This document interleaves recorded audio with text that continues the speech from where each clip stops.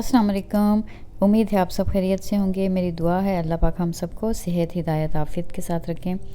आज की वीडियो में आपके साथ थोड़ा सा मैं शेयर करने जा रही हूँ यहाँ पे टोरंटो में रहते हुए कॉस्ट ऑफ लिविंग कितनी ज़्यादा हाई हो गई है। आज से 10 साल पहले 2014 में जब हम लोग मूव किए यहाँ पे कनाडा में, तो इन 10 सालों में हर चीज़ की कीमत में कितना ज़्यादा फ़र्क आ गया है। देखिए, सारी दुनिया में ही कहा जा रहा है ना कि हर तरफ यही शोर किया जा रहा है कि हाय महंगाई, महंगाई का तूफ़ान आ गया है और कीमतें आसमानों से बातें कर रही हैं। तो कनाडा में भी बिल्कुल सेम सिचुएशन है। जो 2024 है, इसको तो रिसेशन का ईयर ही डिक्लेयर किया गया था।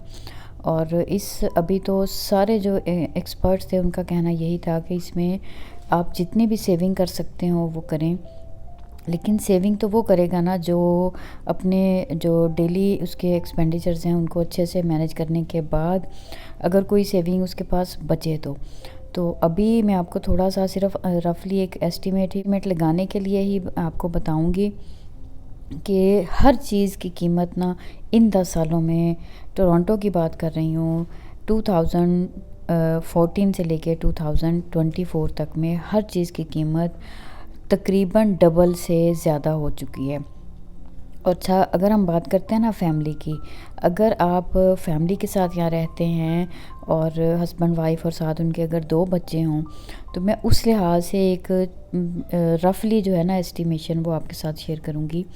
तो वो ग्रॉसरीज जो 10 साल पहले किचन जो है ना वो $700 में चलता था, वो इस टाइम पे $1200 to $1400 पर मंथ में है। और सारी बेसिक जो ज़रूरियात हैं इनमें अगर आपके फैमिली में बच्चे छोटे हैं तो जाहिर सी बात है उनको, छोटे बच्चों को डिफरेंट टाइप ऑफ फूड चाहिए होता है, उनके डाइपर्स होते हैं, उस लिहाज से फ़र्क आ जाता है। और अगर बच्चे बड़े होते हैं तो फिर उनको स्कूल जाना है तो उनके लिए उनको स्नैक्स वगैरह चाहिए होते हैं, और उसकी वजह से फिर बैलेंस हो जाता है ये जो डिफरेंस है। अदरवाइज़ जो बेसिक चीज़ें हैं उनमें जो हमारी रूटीन की ग्रॉसरीज़ हैं ये ऑलमोस्ट डबल हो चुकी हैं। उसके अलावा अगर रेंट की बात करते हैं, घरों के किराए भी मोर देन डबल हो चुके हैं।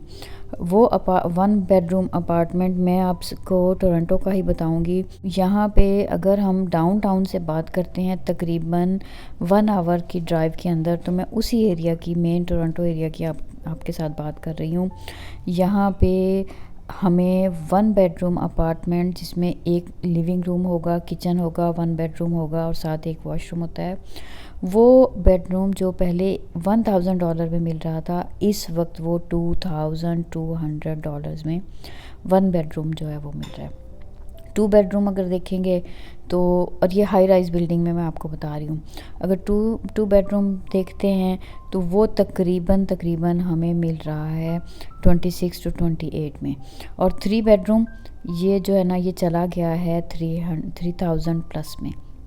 अगर जो नए आने वाले होते हैं उनके लिए हमेशा से सभी सजेस्ट करते हैं कि वो मेन सिटी से थोड़ा हट के, थोड़ा जो साइड सराउंडिंग में थोड़ी जो छोटे सिटीज़ हैं उनमें रहें, और वहाँ पे भी कंप्लीट अपनी सर्च करके, क्योंकि मेन ख़र्चा जो होता है ना वो यहाँ पे रेंट होता है, घर का या अपार्टमेंट का, जहाँ पे भी आप प्रेफर करते हैं। नए आने वालों को सजेस्ट किया जाता है कि वो अपार्टमेंट्स वगैरह की बजाय बेसमेंट रेंट पे लें, और बेसमेंट जो होती है वो थोड़ी मतलब सस्ती रह जाती है, क्योंकि वो तकरीबन 1700-1800 जो है ना वो पर मंथ में आपको मिल जाती है। इसके अलावा जो यूटिलिटी बिल्स होते हैं उसमें आपको यहाँ पे बिजली के बिल को यहाँ पे हाइड्रो कहा जाता है, बिजली का बिल आपको पे करना है, इंटरनेट आपको पे करना है।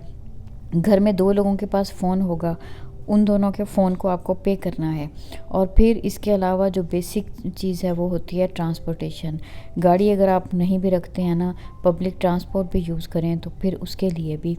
तो ये अगर ओवरऑल सारी चीज़ों को मिला के देखें ना, इस वक्त मैं आपको 4 लोगों की फैमिली के पॉइंट ऑफ व्यू से अगर बताऊँ ना, तो वो जो मिनिमम है ना उसके लिहाज से अगर हम कैलकुलेट करते हैं तो ये तकरीबन आप अगर $4,000 to $5,000 पर मंथ कमाते हैं तो फिर आप टोरंटो में रहना अफोर्ड करते हैं।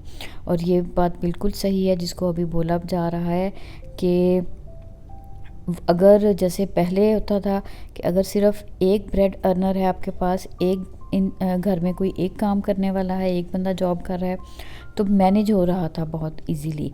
लेकिन अब इतना मुश्किल हो गया है कि अब तो ऐसा है कि घर में दोनों को, हस्बैंड वाइफ दोनों को ही जॉब करनी पड़े तो फिर ही है। बच्चे बड़े होंगे तो उसके लिहाज से उनकी एजुकेशन के लिए आपको यूनिवर्सिटी की फ़ीसेस के लिए भी, और इन सारे जो फ्यूचर में आने वाले अखराजात हैं उनको भी मैनेज करने के लिए अब ये इंतहाई ज़रूरी हो गया है कि हस्बैंड वाइफ दोनों ही जॉब करें। और ये सारी वो चीज़ें हैं जो, अगर मैं आपको बताऊं, अगर आप गाड़ी का यहाँ सोचते हैं ना, तो गाड़ी रखना भी अभी उसकी गाड़ी का अपनी मेंटेनेंस तो अलग होगी, उसके अलावा आपको पार्किंग लेनी पड़ेगी, उसकी इंश्योरेंस लेनी पड़ेगी, और फिर उसका फ्यूल भी होगा। तो कोई एक चीज़ भी ऐसी नहीं है जो बेसिक, ये सारी वो जो मैंने अभी मेंशन की, ये सारी वो चीज़ें हैं जो बुनियादी ज़रूरियात में आती हैं। और इस वक्त इतना महंगा हो चुका है कि आहिस्ता आहिस्ता हम ना हर चीज़ को कट ऑफ करते जा रहे हैं। ग्रॉसरीज़ के लिए जाते हैं तो यही सोचा जाता है कि उसको जो ज़रूरी है उतनी चीज़ ले ली जाए। अच्छा, ये वो जो पर वीक की हमारी ग्रॉसरी $100 में आती थी किसी ज़माने में, वो फिर $150 पे गई, फिर 180 पे आई, और इस वक्त जो है ना वो हम वीकली ग्रॉसरीज़ के लिए जाते हैं जिसमें हमारी हर चीज़ शामिल होती है, तो वो तकरीबन $200 जो है ना, इजीली $200 जो है वो आपके लगते हैं, अगर आप एक बच्चों के साथ यहाँ पे अपनी फैमिली के साथ रह रहे हैं। तो बस मुझे ये बेसिक थोड़ी सी डिस्कशन आपके साथ करनी थी। असल में हम लोग गए थे वीकली ग्रॉसरीज़ के लिए, तो जब भी ग्रॉसरीज़ के लिए जाएं और फिर प्राइसेस थोड़ी सी पहले की निस्बत मज़ीद थोड़ी हाई होती हैं ना, तो फिर वो पता तो चलता है। गवर्नमेंट बहुत सपोर्ट करती है, बहुत सारी हमें सपोर्ट मिलती है। और ये भी यहाँ पे एक और चीज़ जो बताऊँ, टैक्स ब्रैकेट आपकी वैसे वैसे बढ़ती जाएगी जैसे जैसे आपकी अर्निंग ज़्यादा होती जाएगी। अच्छा, जो मिनिमम वेज है ना इस वक्त यहाँ पे, वो है $16.55। आप कहीं पे भी अगर जॉब करेंगे ना, कम से कम भी आपको पर आवर $16.55 मिलेंगे। तो अगर आप जो 5 डेज़ ऑफ वीक हैं और 8 आवर जो हैं वो पर डे भी काम करते हैं, तो इस लिहाज से भी अगर आप देखें ना, तो आप at the end of the month तकरीबन $2000 जो हैं वो कमाते हैं, अगर आप मिनिमम वेज पे भी काम करें। और फिर अगर 2000 कमाएंगे तो उसमें से आप रेंट मैनेज करेंगे या ग्रॉसरीज। तो इसीलिए ये ज़रूरत बन गई है अब कि घर में किसी एक बंदे की कमाई से तो गुजारा मुमकिन नहीं। और फिर अगर कोई सेविंग करनी है तो उसके लिहाज से तो फिर कोई ना कोई स्किल लेना और कुछ ना कुछ इस लिहाज से अपने आप को किसी चीज़ पे लाना, ताकि हम एक दूसरे का हेल्प करके अपनी फैमिली को अच्छे से मैनेज कर सकें। तो बाकी वीडियो में जो आपने देखा है, ये मेरा बन रहा है स्टीम रोस्ट। इसकी रेसिपी ऑलरेडी मेरे चैनल पे मौजूद है, तो आपको चाहिए हो तो आप देख सकते हैं ये शादियों वाला स्टीम रोस्ट कैसे बनाया जाता है।